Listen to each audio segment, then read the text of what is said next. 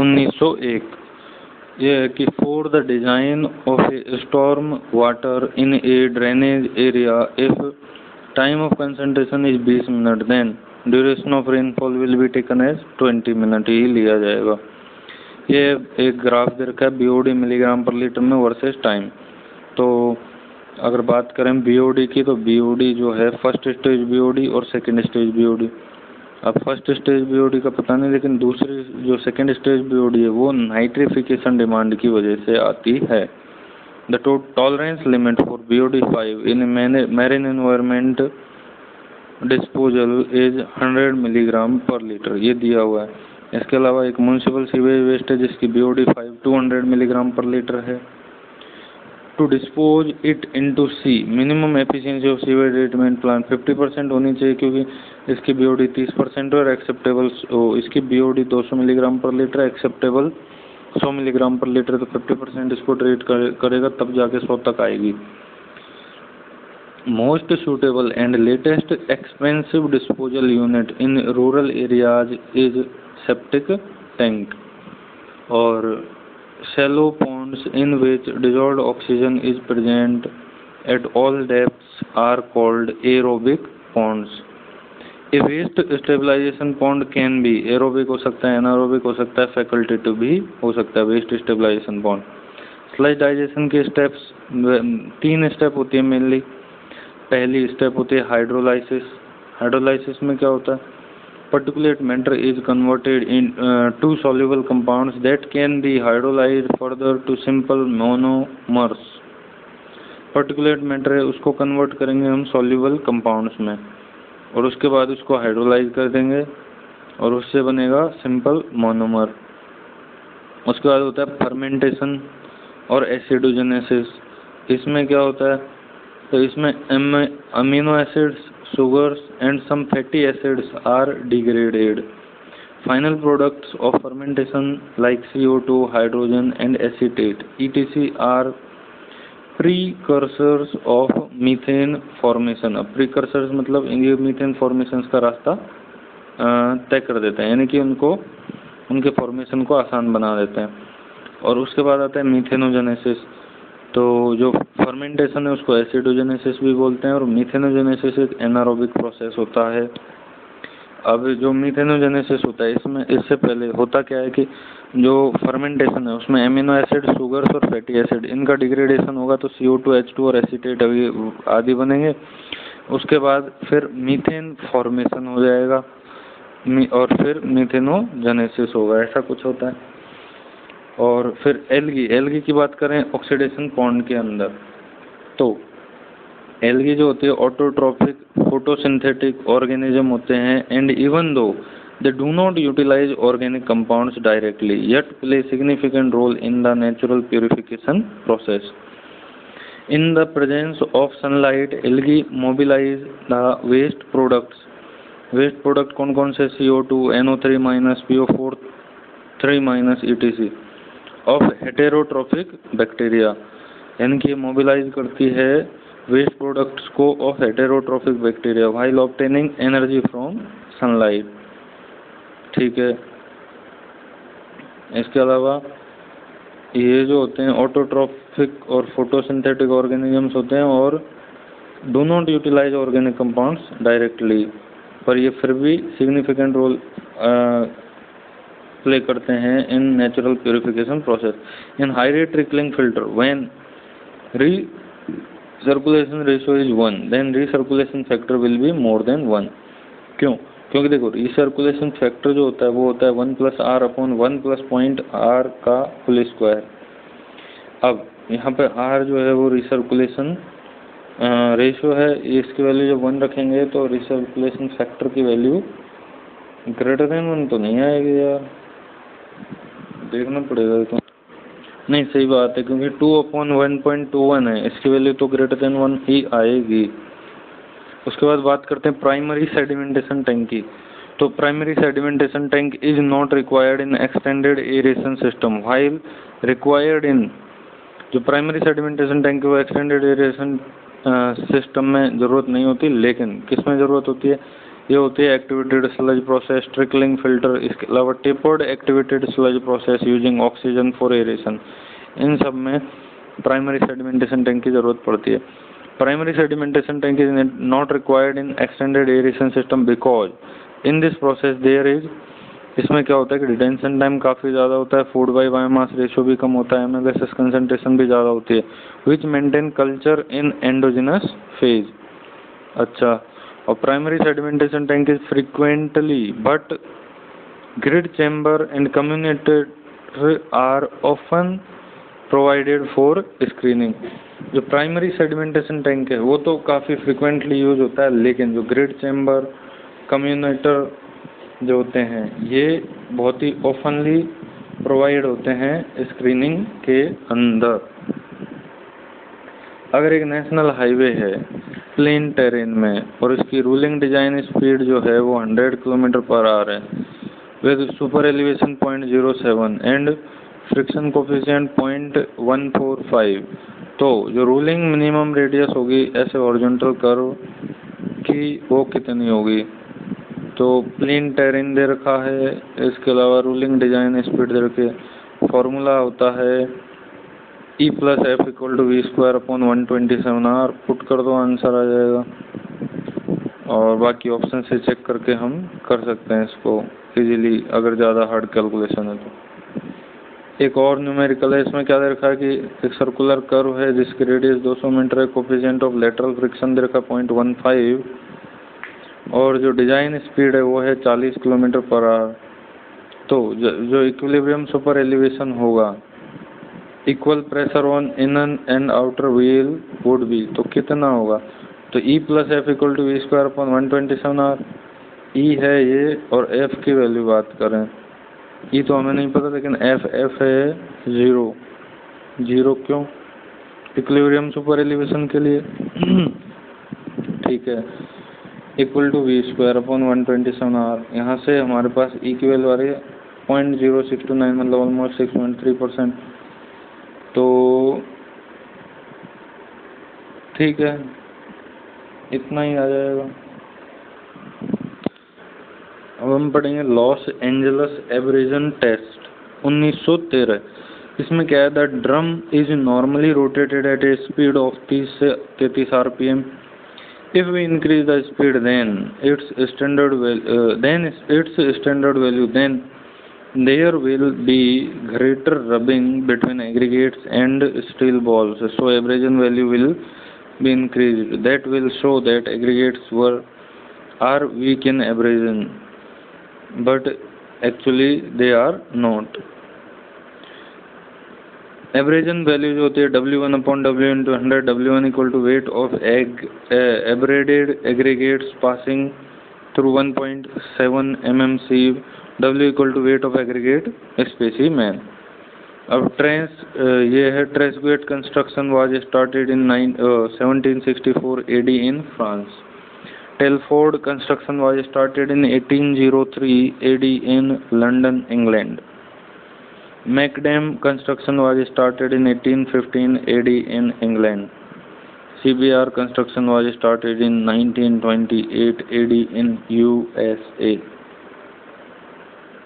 The provision of emergency escape ramp on land descending grades is appropriate for slowing or stopping out of control vehicle away from mainstream of the traffic. Loss of braking ability through overtaking or mechanical failure results in the driver losing control of vehicle. 4 basic type of emergency escape ramps are used. Sand pile use कर सकते हैं, descending grade use कर सकते हैं, horizontal grade use कर सकते हैं और एक असेंडिंग ग्रेड भी यूज किया जा सकता है इमरजेंसी एस्केप के लिए। अच्छा,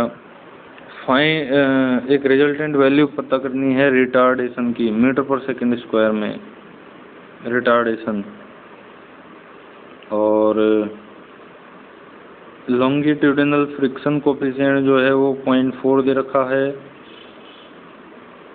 तो जो ए की वैल्यू होती है म्यू जी के बराबर, ये कैसे होती है नहीं पता, लेकिन होती है कि ए इक्वल टू म्यू जी, तो यहाँ से म्यू लॉन्गिट्यूडनल फ्रिक्शन, जी 9.81, तो यहाँ से ए आ जाएगा मीटर पर सेकेंड स्क्वायर में 3.93, यहाँ mu equal to A by G. 30th hourly volume is the hourly volume that will be exceeded only 29 times in a year। Methods for the design of flexible pavement के लिए हमने एक trick बनाई थी BCMCGI। BC का मतलब CVR method, MC का मतलब मैकलियोड मेथड, और GI का मतलब ग्रुप इंडेक्स मेथड, और B से एक और होता है बर्मिस्टर मेथड। B से बर्मिस्टर मेथड, C से CBR मेथड, MC से मैकलियोड मेथड, और ग्रुप GI से ग्रुप इंडेक्स मेथड, BCMCGI, लेकिन B और C अलग अलग है। और ये सब होते हैं फ्लेक्सिबल पेवमेंट के लिए। उसके बाद आता है कि length of broad gauge rail, वो होती है 12.8 मीटर। उसके बाद bituminous cold mix. Bituminous cold mix जो होता है, ये होता है unheated mineral aggregate plus emulsified bitumen, या फिर unheated mineral aggregate plus cut back bitumen. अब बात करें बिटुमिनस कोल्ड मिक्स की, तो जो मिनरल एग्रीगेट होते हैं वो अनहीटेड होते हैं, इसलिए हम इसको कोल्ड मिक्स बोलते हैं। इमल्सन्स क्या होते हैं, तो emulsions are used in maintenance and patch repair work के लिए। और इमल्सन जो होते हैं it can be used in wet weather even when it is raining. उसके बाद है ट्रांजिशन कर्व। ट्रांजिशन कर्व जो होता है वो इंडियन रेलवेज में मोस्ट वाइडली यूज होता है, वो होता है क्यूबिक पैराबोला, जिसको हम फ्रॉड्स कर्व भी बोलते हैं। इंडियन रेलवेज में जो most widely use transition curve है वो क्यूबिक पैराबोला होता है, जिसको फ्रॉड्स कर्व भी बोलते हैं। इक्वेशन होती है y इक्वल टू CX³। उसके बाद डेलिनेटर्स। डेलिनेटर्स क्या होते हैं कि लाइट रेट्रो रिफ्लेक्टिंग डिवाइसेज होते हैं mounted by the side of roadway to indicate the alignment specially for night driving. और दीज ब्रॉड टाइप ऑफ जो तीन ब्रॉड टाइप ऑफ डेलिनेटर्स हैं वो हैं roadway indicator, hazard markers, roadway indicator और object markers. अब बात करें hairpin bend versus hilly areas, तो because of precipitous work, deep valley, steep ascend to obligator points and presence of innumerable gorges, hairpin bands are unavoidable on hill roads। hairpin band जो होते हैं sharp 180 degree turn type के होते हैं। it is located on hill sides having a minimum slope and maximum stability। the cutting of slopes for construction of such bands often leaves them prone to landslides during monsoon।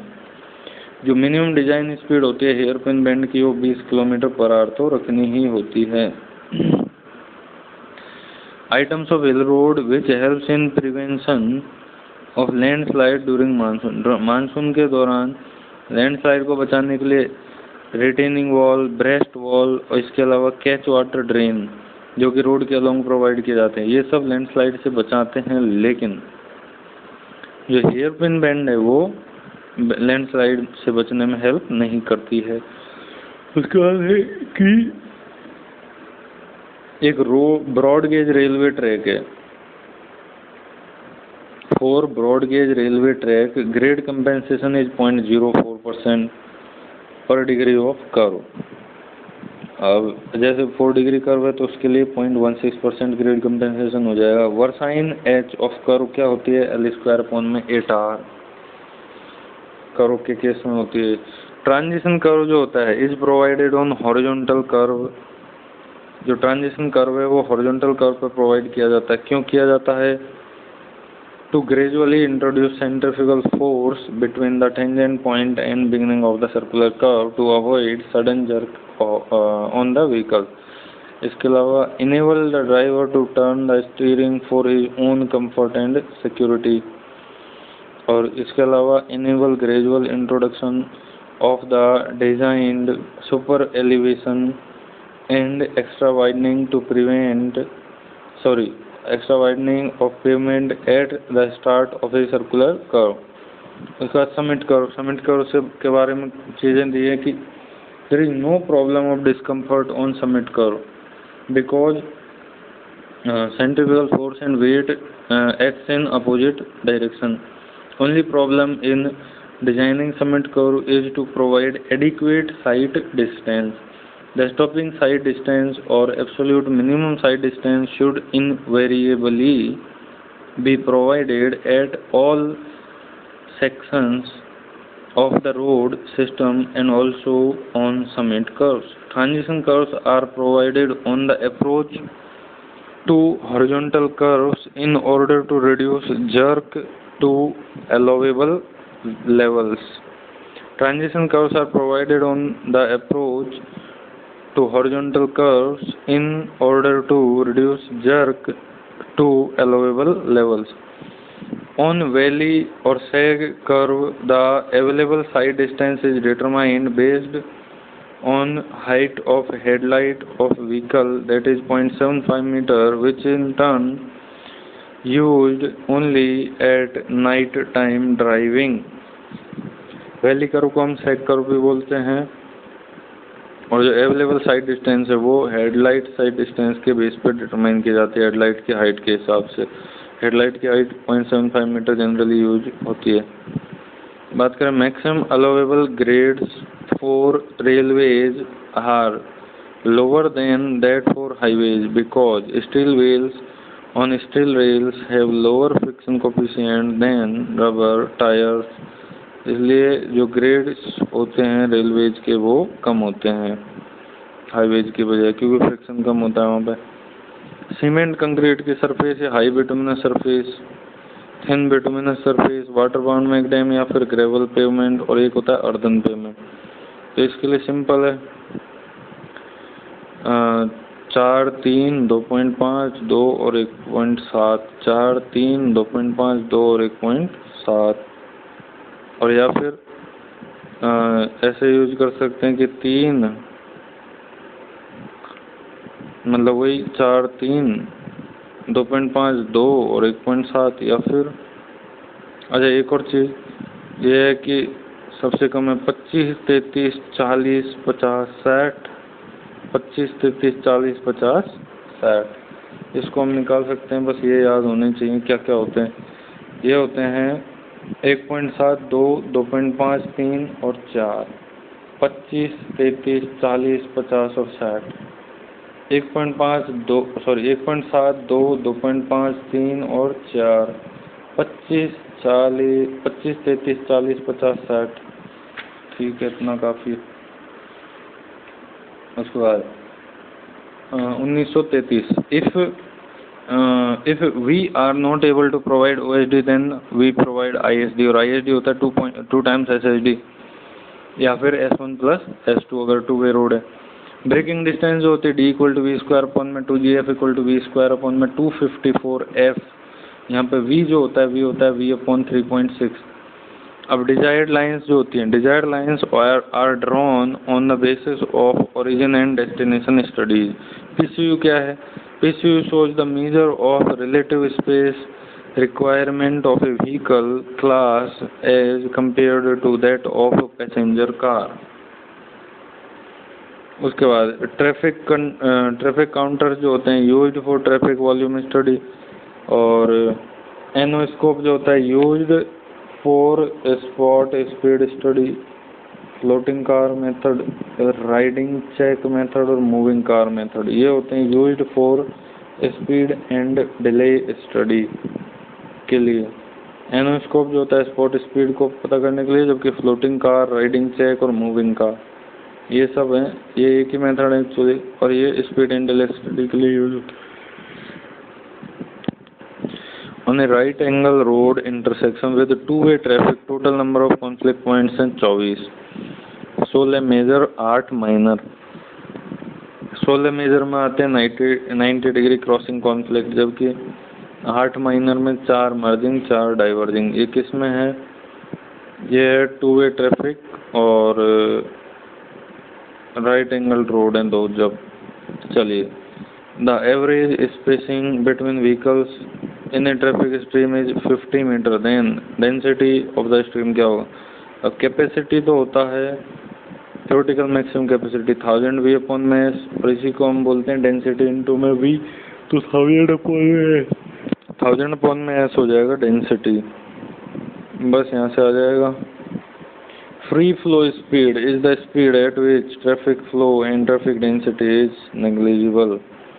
ये main 3 graph बनते हैं। देखिए, speed और flow के बीच में एक negative slope वाली straight line बनती है जो V F velocity of flow को के से ज्वाइन करती है। एक बनती है वी एफ यानी कि स्पीड और डेंसिटी क्यू के बीच में। तो स्पीड और डेंसिटी के बीच में अगर देखें तो ये वर्टिकल एक्सिस पे ग्राफ बनता है एक पैराबोलिक, और इसमें V F by two V F ये सब होते हैं और ये क्यू मैक्स से मिलते हैं। क्यू मैक्स है डेंसिटी मैक्सिमम। इसके अलावा जो थर्ड ग्राफ होता है ये यही बनाया हमने, थर्ड एक्चुअली बनाया नहीं। चलिए, ग्रुप इंडेक्स जितना ज़्यादा होगा क्वालिटी ऑफ सॉइल उतनी ही ख़राब होगी। अगर ग्रुप इंडेक्स की वैल्यू 0 to 1 है तो गुड, उसके बाद 2 से 4 है तो फेयर, 5 से 9 है तो पुअर, और अगर 10 से 20 है तो very poor quality of earth या सॉइल। ओके, बिटुमिन की बात करें, it is a complex material that can occur naturally और may be obtained artificially during synthesis of petroleum. It is widely used as a road construction material due to its binding or cementing properties और waterproofing properties. Bitumen में inert material मिलाएंगे तो asphalt बनेगा, bitumen में mineral मिलाएंगे तो भी asphalt ही बनेगा। When bitumen contains some inert material and mineral in it is sometimes called asphalt. Asphalt is found deposited in the form of natural asphalt, rock asphalt. एक cylindrical bituminous mix है, तो उसमें अगर voids of mineral aggregate की बात करें तो वो होते हैं 15%, और जो एयर वॉइड्स हैं वो हैं वीवी है एयर वॉइड्स, ये हैं 4.5%। तो magnitude of voids filled with bitumen VFB ये निकालना है, तो इसके लिए VB अपॉन में VM है। VB है volume of bitumen. Volume of bitumen कैसे निकालेंगे? तो वॉइड्स ऑफ मिनरल एग्रीगेट में से एयर वॉइड्स माइनस कर दो तो बिटुमिन के वॉइड मिलेंगे, और VM है वॉइड्स ऑफ मिनरल एग्रीगेट कितना 15% में बिटुमिन कितना है, तो वो निकल जाएगा volume field by bitumen. Volume of bitumen क्या होता है? वॉल्यूम ऑफ मिनरल एग्रीगेट में से वॉल्यूम ऑफ वॉइड्स माइनस कर दो। अब वॉइड मिनरल एग्रीगेट्स ये होता है bitumen plus air voids. Plate bearing test क्या होता है? Use to determine the supporting power of subgrade for use in pavement design by using velocity larger using relatively larger diameter plates.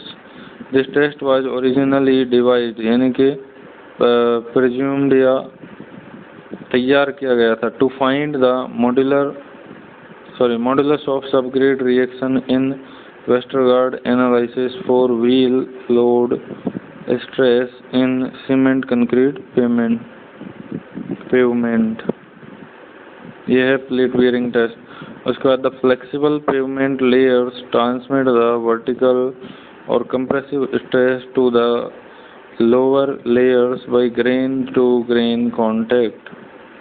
Take coat क्या होता है? ये bituminous material है और ये रिलेटिवली इम्परवियस सरफेस है, जैसे कि एग्जिस्टिंग बिटुमिनस सरफेस हो सकती है WBM which has already been treated by a primary coat, या फिर सीमेंट कंक्रीट का पेमेंट। तो टेक कोट में क्या होता है कि बिटुमिनस का मटेरियल लगाया जाता है रिलेटिवली इम्परवियस सरफेस के ऊपर। बात करें डोवेल बार्स की, तो ये एक्सपेंशन जॉइंट्स होते हैं उन पे प्रोवाइड किए जाते हैं, और कॉन्ट्रैक्शन जॉइंट पे भी प्रोवाइड कर सकते हैं। Longitudinal joint in cement concrete pavement are obstructed with suitable tie bars. ये एक्चुअली लॉन्गिट्यूडनल जॉइंट्स होते हैं क्योंकि ये in the direction of flow लगते हैं और ये टाई बार्स के परपेंडिकुलर डायरेक्शन में कह सकते हैं और टाई बार्स के साथ इनको डिजाइन किया जाता है, मतलब टाई बार्स भी प्रोवाइड किए जाते हैं रोड में। कॉन्ट्रैक्शन जॉइंट्स जो होते हैं ये provided to permit the contraction of the slab. These are spaced closer than expansion joint। Contraction joint close होते हैं बजाय एक्सपेंशन जॉइंट के। इसके अलावा कॉन्ट्रैक्शन जॉइंट की बात करें तो load transfer at the joints is provided through the physical interlocking by the aggregates projecting out at the joint faces. Load transfers at the joints is provided through the physical interlocking by the aggregates projecting out at the joint faces। उनके बीच में interlocking होती है तब जाके load transfer होता है। Plate load test की बात फिर से कर रहे हैं। प्लेट लोड टेस्ट की बात करें तो अगर ये माइल्ड स्टील प्लेट्स के यूज करके अगर परफॉर्म किया जाता है then it is considered relevant to condition of rigid plate as in equation. तो इसके लिए डेल्टा हो जाएगा 1.18 PA/ES। But wheel load through inflated rubber tires may be considered as flexible plate loading or loading with uniformly distributed pressure as in equation। इसको हम flexible plate loading या फिर uniformly distributed loading distributed pressure की तरह consider करेंगे। तो delta हो जाएगा 1.5 PA/ES। रिजिड के लिए 1.18 और फ्लेक्सिबल के लिए 1.5। और डिफ्लेक्शन किस में ज़्यादा होगा तो देखा जाए तो इसी में ज़्यादा होगा, फ्लेक्सिबल में। और फ्लेक्सिबल अच्छा यहाँ पे पी क्या है, uniform pressure of loaded plate. A क्या है, radius of plate. P soil यानी कि modulus of elasticity of the soil. In flexible pavement में base course and sub base course are used primarily to improve the load supporting capacity by distributing the load through a finite thickness. जो flexible pavement है उसमें base course और सब base course ये use होते हैं primarily to improve the load supporting capacity by distributing the load through a finite thickness. अब बात करें रिजिड पेवमेंट की तो base course are used to prevent mud pumping and protecting subgrade against frost action.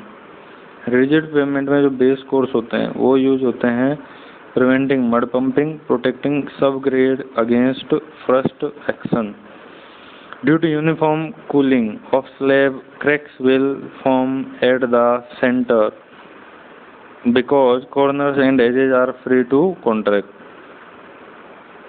mud pumping की बात करें it is recognized when the soil slurry ejects out through the joints and cracks of cement concrete pavement मतलब cracks और joints के through slurry बाहर आ जाती है। और मड पंपिंग जो होती है cause during the downward movement of slab under the heavy wheel load. Pumping is noticed just before the rains if cement concrete pavement are placed on clay soil subgrade. Clay soil subgrade पे अगर cement concrete pavement बना है तो ये just before the rains क्या होगा, pumping होगी। and caused during the downward movement of slab under the heavy wheel load। ठीक है। एलिगेटर क्रैकिंग जो होती है mostly seen in bituminous surfacing. Total reaction time क्या होता है, precipitation time plus brake reaction time. और प्रेसिपिटेशन टाइम जो है वो driver to driver perception time, sorry total reaction time equal to perception time plus brake reaction time. अब जो perception time है वो ड्राइवर टू ड्राइवर वेरी करता है। इसके अलावा ये किस किस पे डिपेंड करता है perception time, speed of vehicle पे डिपेंड करता है, डिस्टेंस ऑफ ऑब्जेक्ट पे डिपेंड करता है, एनवायरमेंटल कंडीशन पे डिपेंड करता है। परसेप्शन टाइम क्या होता है, ये होता है कि to decide that brake is to be applied और not according to PI/EV theory. P से परसेप्शन, I से इंटेलेक्शन, E से इमोशन और V से वॉल्यूशन। टोटल रिएक्शन टाइम किस पर डिपेंड करता है, physical and psychological characteristic of driver. दूसरा टाइप ऑफ प्रॉब्लम कौन सी involve actually. Third is environmental condition पे डिपेंड करता है रिएक्शन टाइम। इसके अलावा फोर्थ जो है टेम्परेरी फैक्टर्स होते हैं जैसे motive of the trip, travel speed, fatigue, and consumption of alcohol. Indian Road Congress recommends the use of spiralized transition curve for horizontal alignment of highways because transition curves satisfy the requirements of an ideal transition. दूसरा, geometric property of spiral is such that the calculations and setting out of the curve in the field is simple and easy. Maximum flow की बात करें तो वो होता है free flow into jam density upon में 4. Only for 29 hours in a year the traffic volume exceeds the design hourly volume. क्या होगा? देयरफॉर परसेंटेज टाइम क्या हो जाएगा? 29 ये आर से अपॉन 365 इंटू 24 इंटू 100 यानी कि 0.33%. The plasticity index of the fraction passing 425 micron IS sieve in case of WBM base and sub base according to IS 2720 is less than 6%. The plasticity index of fraction passing 425 micron IS sieve in case of WBM base and subbase according to IS 2720 is less than 6%. Bitumen adhesion test is carried out in order to decide the stability of the road aggregates for use in road construction. Bitumen adhesion is not the desirable property of soil subgrade, but stability, ease of compaction and good drainage are the desirable property of good soil subgrade. Flow value is the deformation of a specimen in 0.25 mm units up to the maximum load. It should be between 8 to 16. Marshall stability value is the maximum load in kg before failure. Its minimum specified value is 340 kg. The stability first increases and then decreases with bitumen content. Similarly, unit weight increases initially and then decreases. Percentage of voids always decreases with increase in bitumen content. The percentage of voids filled with bitumen increases with increase in bitumen content, but the graph is convex upward. बात करें flow value की तो ये concave होता है upward और ये थोड़ा जीरो से ऊपर से शुरू होता है वाई एक्सिस पे. दूसरा, percentage voids filled with bitumen, ये भी जीरो से ऊपर से शुरू होता है और ये कॉन्वेक्स अपवर्ड होता है. इसके अलावा percentage voids in total mix, ये होता है कॉन्वेक्स डाउनवर्ड. इसके अलावा कॉन्वेक्स अपवर्ड एक और होता है, ये होता है स्टेबिलिटी यूनिट वेट. स्टेबिलिटी और यूनिट वेट दोनों का सिमिलर टाइप का ग्राफ होता है. सीबीआर टेस्ट की बात करें, is used to evaluate the stability of soil subgrade and other flexible pavement material. It is an arbitrary strength test and hence cannot be used to evaluate the shear strength parameters. The essence it is a measure to indicate relative strength of paving material and not the absolute strength. Essence क्या होता है? की point या फिर सारांश. तो essence it is measure to indicate relative strength of paving material and not the absolute strength. अब बात करें रोलिंग ऑफ डिफरेंट सरफेसेस. तो in surface dressing rolling should be done with tandem roller of 6 to 8 tons weight. In premix carpet, rolling is done by tandem or pneumatic roller of 6 to 9 tons. In bituminous concrete and bituminous macadam, initial or breakdown rolling shall be done with 8 to 10 tons dead weight smooth wheeled roller. Finish rolling should be done with 6 to 8 tons smooth wheeled tandem roller. Intermediate rolling shall be done with 8 to 10 tons dead weight or a vibratory roller or with pneumatic tired roller of 12 to 15 tons weight having 9 wheels with a tire pressure of at least 5.6 kilogram पर centimetre square. Graph की बात करें flow value और bitumen percentage. Bitumen percentage सब में x axis पे 4 type के graph हैं। फ्लो वैल्यू के साथ वाई एक्सिस पे ये बीच में से शुरू होगा और ऊपर की तरफ जाएगा कॉन्केविटी अपवर्ड। दूसरा है कि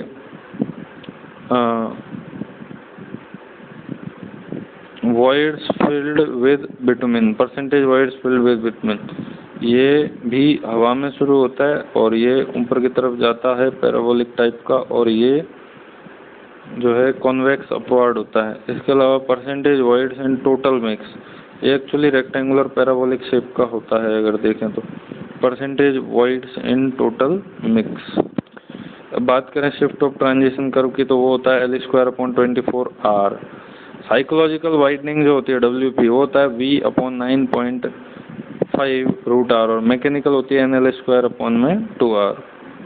बात करें अगर कि लेंथ, ये एक्चुअली है lag distance plus braking distance. Lag distance होती है VT/3.6, ब्रेकिंग डिस्टेंस होती है V²/2GF+-N। फंक्शंस क्या होते हैं ट्रांजिशन कर्व के?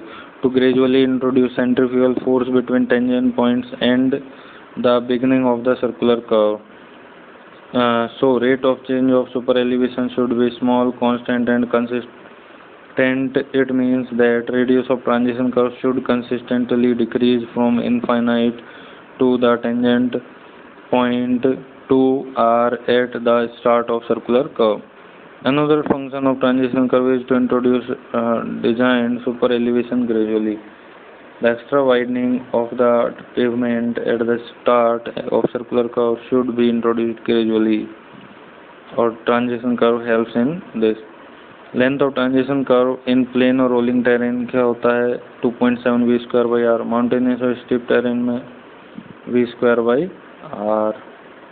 बात करें ग्रेड कंपेंसेशन की तो ग्रेड कंपेंसेशन मिनिमम ऑफ,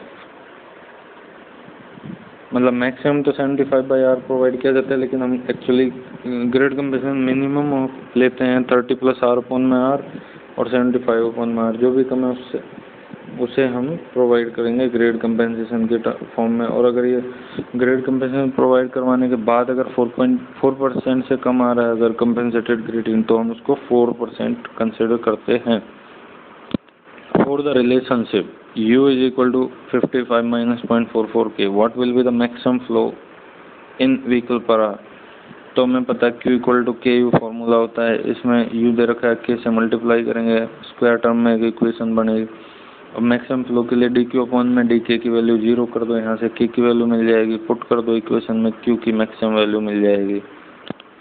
अब एक फ्लोटिंग कार मेथड का एग्जांपल है, तो फ्लो ऑफ व्हीकल्स Q की बात करें तो NA+NW/TA+TW, A से अगेंस्ट W से विद। NA इज 303, यानी कि NA है when observer travels against the stream at the same speed, the number of vehicles he meet is। और जो NW है ये है कि जब वो ट्रैफिक स्ट्रीम के साथ चल रहा था स्ट्रेच पे, तो जो it is passed by 17 vehicles more than what he passed, जितने उसने पास किए उससे ज़्यादा जिन्होंने पास किया वो, यानी कि 17 व्हीकल्स ने ज़्यादा इसको पास किया तो वो हो जाएगा, ऐसा कुछ है, ये समझ रहे हो ना। NA+NW/TA+TW ये फॉर्मूला होता है, बाकी देख लेना। What will be the theoretical maximum capacity for a single lane of highway given that the speed of traffic stream is इतना? स्पीड दे रखा है, theoretical maximum capacity = 1000 V/S। अब S की बात करें तो S यहाँ पे दिया नहीं है, S होता है, हम यूज कर सकते हैं 0.2 V+6। 0.2 है अपने पास। V की बात करें तो V यूज किया है इन्होंने km/h में, +6। अगर मीटर/सेकंड में यूज करेंगे तो वो आ जाएगा 0.7 V+6 ऐसा कुछ। तो यहाँ से हम S निकालेंगे 1000 V/S, ये होता है capacity, theoretical maximum capacity. Contraction and expansion joints are considered in the design of rigid pavement। एक रिजिड पेवमेंट है उसकी डिज़ाइन करनी है, तो उसके लिए हम कॉन्ट्रैक्शन और एक्सपेंशन जॉइंट कंसिडर करते हैं। एक अगर देखें तो रोड है, तो initial traffic after construction in commercial vehicle per day for following data, annual average daily traffic at last count दे रखा है, rate of traffic growth per annum दे रखा है, तो the road propose to be completed in 3 years, तो उसके लिए फॉर्मूला होता है A equal to P into 1 plus R upon 100 की पावर N। P है 400 commercial vehicle per day, R equal to rate of growth 7%, N equal to 3 years after time after which traffic will be running. तो यहाँ से voids in mineral aggregate जो होते हैं voids of bitumen plus voids of air, this graph is the combination of void fields with, अच्छा voids in mineral aggregate, इसमें क्या होता है एक बार इस चीज़ को देख लेते हैं। देखो हम कर रहे थे ट्रैफिक वाला क्वेश्चन, इसको छोड़ो अभी। तो जो एनुअल एवरेज डेली ट्रैफिक दे रखा है इन्होंने लास्ट काउंटेड, हमें निकालने कमर्शियल व्हीकल पर डे में जो इनिशियल ट्रैफिक आफ्टर कंस्ट्रक्शन, तो उसके लिए formula A equal to P into 1 plus R upon 100 की पावर N। एक तरह से ये हो गया चक्रवृद्धि ब्याज वाला कंपाउंड इंटरेस्ट टाइप। P हो गया 400 commercial vehicle per day, R equal to rate of growth, N equal to 3 years time after which traffic will be running. ये वैल्यू पुट करेंगे आंसर आ जाएगा। वॉइड्स इन मिनरल एग्रीगेट कितने होते हैं, तो वो होते हैं voids in bitumen, sorry voids of bitumen plus voids of air. और this graph is the combination of voids filled with bitumen and voids air void graph. जो वॉइड मिनरल एग्रीगेट और बिटुमिन के वर्सेस में जो graph होता है वो graph देता है हमें वॉइड्स फिल्ड विद बिटुमिन और एयर वॉइड्स का graph. We obtain CBR value at 5 mm और 2.5 mm। अब अगर पहली बार में 2.5 mm में ज़्यादा आ रहा है CBR वैल्यू तो यही कंसिडर करेंगे, अगर 2.5 में कम आ रहा है तो टेस्ट को रिपीट करेंगे फिर से, अगर ज़्यादा आ गया तो CBR 2.5 लेंगे, अगर कम आ गया तो CBR 5 लेंगे, यानी कि जो ज़्यादा आ जाएगा दूसरी बार में वही ले लिया जाएगा अगर CBR 2.5 की वैल्यू पहली बार में कम आ रही है तो। The average CBR value of 3 test specimen is reported to first decimal place as the CBR value of the test specimen if the maximum in the CBR value in this specimen exceed specific limit. Specific limit क्या, अगर CBR 10% तक है तो CBR की जो limit है वो ±3% से ज़्यादा वेरी नहीं करनी चाहिए तीनों की, और CBR 10 से 30 है तो उसके लिए 5% से ज़्यादा वेरिएशन नहीं होना चाहिए, और 30 से 60 है तो उसके लिए वेरिएशन ±10% है। That's it. उसके बाद एक ग्राफ है percentage air voids in total mix, और ये है परसेंटेज बिटुमिन। इसके लिए दो ग्राफ बनेंगे, एक तो रेक्टेंगुलर पैराबोला टाइप है और एक कॉनकेव अपवार्ड टाइप का ग्राफ है, और वो कॉनकेव अपवार्ड टाइप का ग्राफ है वॉइड्स फिल्ड विद बिटुमिन का। उसके बाद percentage voids in mineral aggregates और परसेंटेज बिटुमिन में ये है यू शेप का ग्राफ है, लेकिन यू का लेफ्ट पोर्शन थोड़ा सा छोटा है, तो ये परसेंटेज वॉइड्स हैं मिनरल एग्रीगेट में, और ये है यूनिट वेट और परसेंटेज बिटुमिन में। इसमें यह है कि ये बेल शेप्ड ग्राफ है। इसके अलावा फ्लो वॉल्यूम का ये ग्राफ है, इसमें फ्लो वॉल्यूम और परसेंटेज बिटुमिन के बीच का ग्राफ है, ये थोड़ा ऐसा है, इसमें कौन के अपवार्ड है लेकिन थोड़ा कम। अब कैरीज वे की विड्थ जो होती है सिंगल लेन के लिए वो 3.75 मीटर होती है। ट्रैफिक कैपेसिटी क्या होती है, ability of roadway to accommodate traffic volume in vehicle per hour. तो how much vehicles a road can pass in a specified time from a fixed section, यही होता है traffic capacity vehicle per our, यानी कि how much vehicle on A road can pass in a specified time from a fixed section. Bitumen emulsion are used in bitumen road construction, especially in maintenance and patch repair work। 3 type of bitumen emulsion, एक rapid setting होता है used for surface dressing and penetration macadam type of construction. एक होता है medium setting used for pre mixing with coarse aggregates. एक होता है slow setting used for fine aggregate mixes.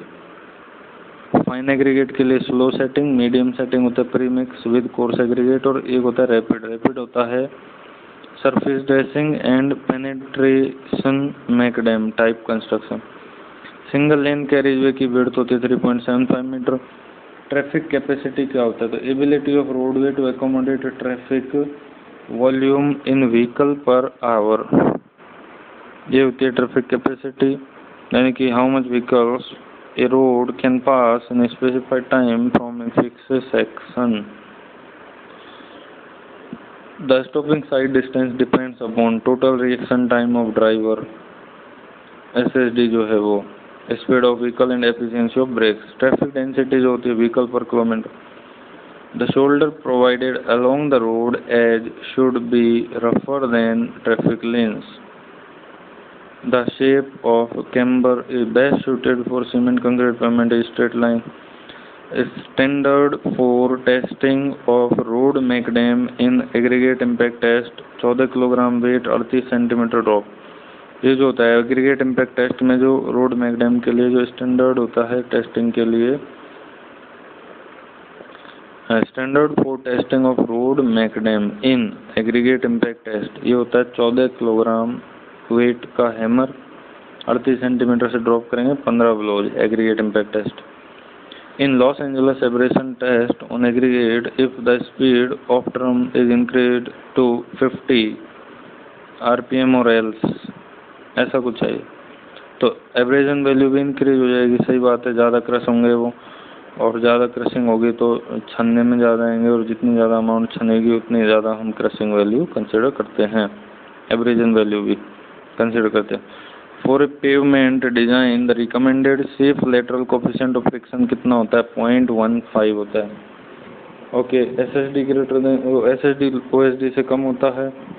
इसके अलावा आईआरसी के अकॉर्डिंग जो रूलिंग ग्रेडियंट होता है प्लेन्स में वो होता है 1/30, और रोलिंग में शायद 1/50 या 1/55 ऐसा कुछ होता है। Benkelman beam deflection method is used for the design of flexible overlay on flexible pavement। Benkelman beam जो होता है, ये 2000वां क्वेश्चन है। Benkelman beam deflection method, जो Benkelman beam deflection method है, is used for design of flexible overlay on flexible pavement. Flexible pavement में flexible overlay अगर design करना है तो बेंकलमैन बीम डिफ्लेक्शन मेथड यूज किया जाता है। यहाँ तक हमारे 2000 क्वेश्चन खत्म हुए हैं ना।